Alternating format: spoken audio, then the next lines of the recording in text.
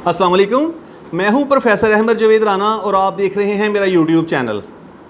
आज हम second year की बुक 2 के chapter number 11 first year at Harrow के बारे में पढ़ेंगे, यानी हारो में मेरा पहला साल। इसको लिखा है सर विंस्टन एस चर्चिल ने। सर विंस्टन एस चर्चिल जो हैं 19वीं सदी की बहुत ही बाअसर शख्सियात में आप शामिल हैं और इंग्लैंड के तकरीबन ये 10 साल वज़ीर आज़म रहे और दूसरी आलमी जंग में भी इन्होंने बहुत अहम किरदार अदा किया और इंग्लैंड को इन्होंने लीड किया। इन्होंने एक बुक लिखी थी, अपनी ऑटोबायोग्राफी लिखी थी, उसके अंदर से इन एक चैप्टर है फर्स्ट ईयर एट हारो जिसे आपके सिलेबस में शामिल किया गया है। यानी हारो पब्लिक स्कूल में जो उन्हें हालात वाक़यात पेश आए उसमें से चंद हालात वाक़यात का यहाँ उन्होंने डिस्कस किया है। तो राइटर हमें बताना चाहता है, एक सबसे पहली बात यह है कि राइटर जो है वो कौमी ज़बान सीखने की अहमियत को ज़ोर देता है। यहाँ पे वो कहता है कि हमें कौमी ज़बान को ज़रूर सीखना चाहिए। इसके अलावा वो एग्ज़ामिनेशन सिस्टम को कड़ी तनकीद का निशाना बनाता है।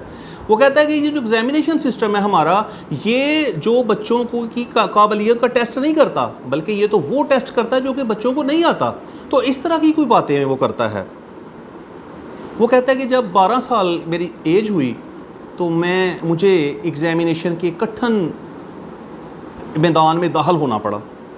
वो कहता है कि एग्ज़ामिनेशन जो थे कोई खुशगवार तजर्बा नहीं थे मेरे लिए, बल्कि वो एग्ज़ामिनेशन को कड़ी आजमाइश करार देता है। वो कहता है कि इस कड़ी आजमाइश के बावजूद 7 साल तक मुख्तलिफ़ जगहों पर मुझे एग्ज़ाम्स देना पड़े और कहता है मैं हमेशा नाकाम ही रहता, क्योंकि वो कहता है कि मुझे जो था इंग्लिश पसंद थी। मैं चाहता था कि मेरा जोग्राफिया में टेस्ट लिया जाए। वो कहता है कि मेरा लिटरेचर में, पोइट्री में, ऐसे राइटिंग में टेस्ट लिया जाए, लेकिन उन दिनों लैटिन, ग्रीक और मैथमेटिक्स को ज़्यादा तवज्जो दी जाती, लिहाजा जब भी एग्ज़ाम होता कहता मैं फ़ेल हो जाता और नाकाम रहता। जब मैं हारो पब्लिक स्कूल में कहता गया एडमिशन के लिए तो मेरा एडमिशन टेस्ट लिया गया और बिल्कुल उसी तरह लैटिन का जब पेपर मेरे सामने आया तो मुझे कुछ भी नहीं था आता। कहता है कि मैंने फिर सिर्फ क्या किया कि अपना नाम ऊपर लिखा, नीचे मैंने लिखा क्वेश्चन नंबर 1। क्वेश्चन 1 के गिर्द मैंने ब्रैकेट डाली और मैं कुछ सोचता रहा और कहता है पता नहीं कैसे उस पेपर के ऊपर एक स्याही का धब्बा गिरा और मुख्तलिफ डार्ट्स जो हैं वो स्याही के उस पर लग गए। गोया पेपर मेरा गंदा हो गया और मैं कहता है बस 2 घंटे तक उसे ही देखता रहा। 2 घंटे के बाद क्या हुआ कि एग्जामिनर ने जिस तरह दूसरे बच्चों के पेपर लिए, मेरे से भी पेपर लेकर तो हेडमास्टर की टेबल पर उसने रख दिए जिस तरह दूसरे बच्चों के रखे। अब कहता है जो हेडमास्टर थे हमारे, मिस्टर वेल्डन जो थे, वो बड़े ज़बरदस्त इंसान थे, साइकोलॉजी को बहुत समझते थे, वो टैलेंटेड आदमी थे। वो सिर्फ तहरीरों से बच्चों का अंदाज़ा नहीं लगाते थे, बल्कि वो परख लेते थे बच्चों की काबिलियत को। कहता है कि मेरा पेपर जब उन्होंने देखा तो उन्होंने ये फ़ैसला किया कि मुझे हारो पब्लिक स्कूल में एडमिशन मिलना चाहिए।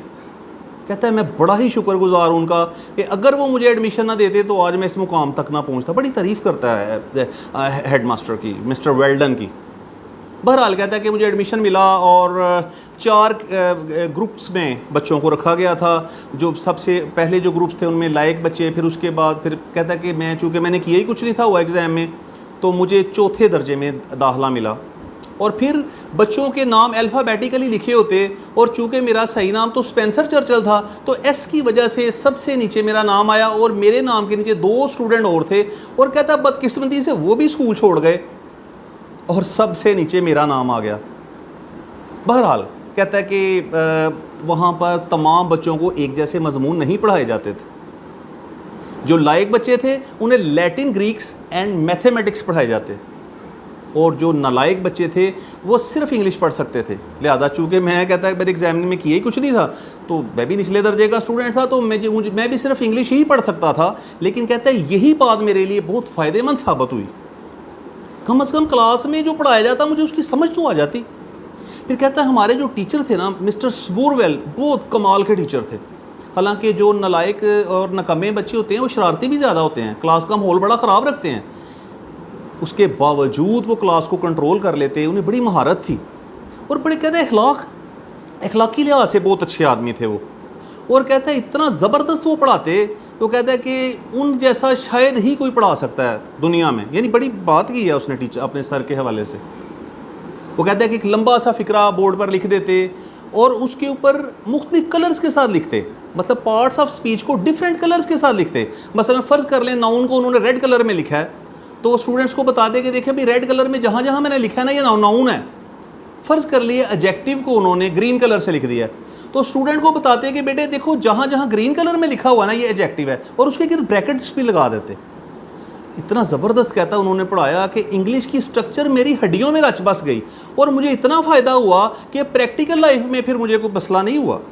लेकिन कहता है जो लायक स्टूडेंट थे ना हमारे स्कूल के, जो लैटिन और ग्रीक सीख रहे थे, उसमें इनाम लिए हुए थे उन्होंने, उन्हें भी प्रैक्टिकल लाइफ में आने के लिए कहता है कि उन्हें फिर दोबारा से इंग्लिश सीखना पड़ी। तो कहता है कि कौमी ज़बान के सीखने पर बड़ा ज़ोर देता है। कहता है उनको, वो लायक बच्चों को दोबारा से इंग्लिश सीखना पड़ी, और मुझे कोई मसला ही नहीं था कम्युनिकेशन में।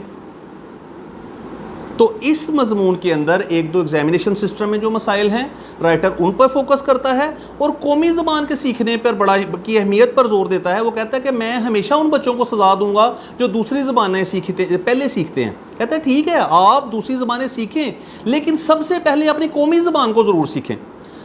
अपनी कौमी ज़बान को सीख लें, फिर ठीक है लैटिन सीखें, ग्रीक सीखें, लेकिन वो कहता है जो कौमी ज़बान को सीखे बग़ैर दूसरी लैंग्वेजेस को सीखते हैं मैं उन्हें ज़रूर पनिश करूँगा।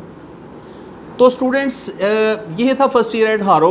सर विंस्टन एस चर्चिल ने हैरो पब्लिक स्कूल में जो दिन गुजारे उनमें से चंद की झलक उन्होंने यहाँ दिखाई है, और मैंने कोशिश की है कि इसके सारे पहलुओं को आपके सामने रखूँ। इसके अंदर एग्जामिनेशन सिस्टम के अंदर जो प्रॉब्लम है उन्होंने इसको डिस्कस किया है, और कौमी ज़बान की अहमियत पर जोर दिया है। तो अगली वीडियोस में इंशाल्लाह हम इसके पढ़ेंगे क्वेश्चन आंसर, शॉर्ट क्वेश्चंस पढ़ेंगे, सिनोनिम्स और एक्सरसाइजेस को हल करेंगे। तो मुझे उम्मीद है कि आपको समझ आ गई होगी, और अगली वीडियो तक के लिए अल्लाह हाफिज़।